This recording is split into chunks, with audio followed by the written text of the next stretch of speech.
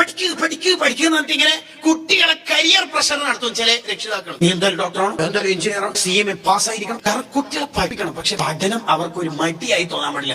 2 ദിവസത്തെ വെക്കേഷൻ കിട്ടുമ്പോൾ കൂട്ടനെ തുടങ്ങും. വെക്കേഷൻ ക്യാമ്പിലേക്കോ കോളേജിലേക്കോ കമ്പ്യൂട്ടർ കോഴ്സിലേക്കോ ഒന്ന് സലിമാൻ പറയാം, കുറച്ചൊക്കെ കുട്ടികളെ കളിക്കാനൊക്കെ വിടണം, കുറച്ചൊന്ന് റിലാക്സ് ആവണം കുട്ടികൾ. അത് വേണം. കരിയർ പ്രഷർ ഇപ്പോഴത്തെ കുട്ടികൾ നേരിടുന്ന ഒരു പ്രശ്നം. അതുകൊണ്ടാണ് ഒരു കുട്ടി 10ാം ക്ലാസ്സിലേക്ക് പാസ്സായി എന്ന് ചോദിക്കാം. ഫാത്തിമ ഓള് ബാത്റൂമിൽ പോയിട്ട് ഒലോടുത്ത് ഓൾക്ക് ഒന്നുമില്ല ചെറിയ വസ്വാസായിട്ട് പിന്നെ ഒലോടുത്ത് അല്ലെങ്കിൽ ടോയ്ലറ്റ് പോയിട്ട് മൂത്രയിക്കുമ്പോ പിന്നെ എന്തോ ഒരു വേദന, അങ്ങനെ എന്തോ ഒരു 5 മിനിറ്റ് ഡിലേ ആയി. അന്നേരം ഉമ്മ SLC ഓർമ്മയാണ്.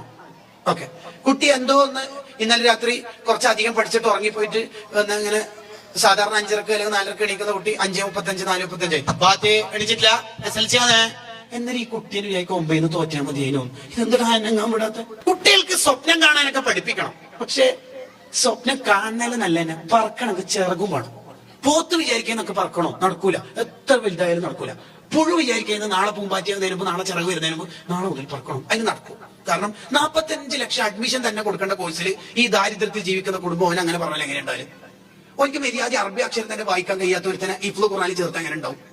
SLCക്ക് തന്നെ എങ്ങനെയോ കഷ്ടി ജയിച്ചു ഒരുത്തരെ പിടിച്ച് സയൻസിൽ തള്ളിയിട്ടാൽ എങ്ങനെ ഉണ്ടാവും? ഓരോരുത്തരുടെ കരിയർ എന്ന് പറഞ്ഞാൽ അവരുടെ കൊക്കിൽ ഒതുങ്ങുന്നത് മാത്രമാകുക. അവരെ പഠിപ്പിച്ചിട്ട് അവർക്ക് പഠനം ഒരു മടുപ്പുണ്ടാവാൻ പാടില്ല.